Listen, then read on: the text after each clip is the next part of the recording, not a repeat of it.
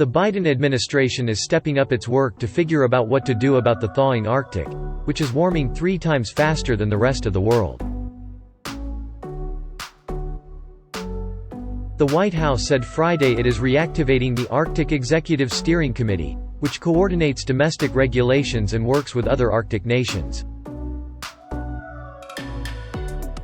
It also is adding 6 new members to the U.S. Arctic Research Commission, including 2 Indigenous Alaskans. The steering committee had been moribund for the past 4 years, not meeting at a high level, said David Bolton, appointed to direct it. He said, "It will step up and do more in the Arctic. The revamped committee will try to figure out what needs to be done to get a better handle on addressing the changes in the Arctic," Bolton said. University of Colorado scientist Twyla Moon, who is not involved with the committee or commission, praised the developments.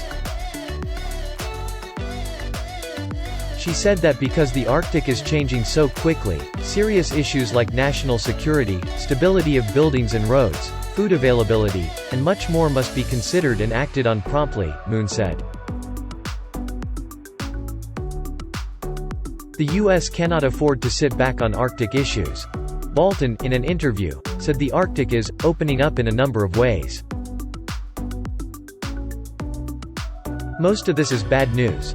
But there's also increased tourism and increased shipping, potentially other industries coming up into the Arctic that need regulation, he said. And right now the nations and the peoples of the Arctic are scrambling to keep up with this change. The new efforts emphasize working with Indigenous people. It's really important to achieve these goals, so it has to be done in partnership with people who live in the area, said Committee Deputy Director Rachel Alok Daniel, a climate policy analyst in Yupik who grew up in Tuntuliak, Alaska.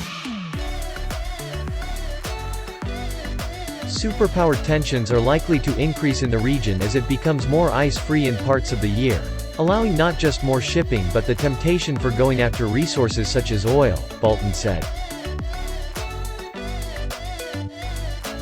People who live in the lower 48 states should still care about what happens in the polar region, Bolton said.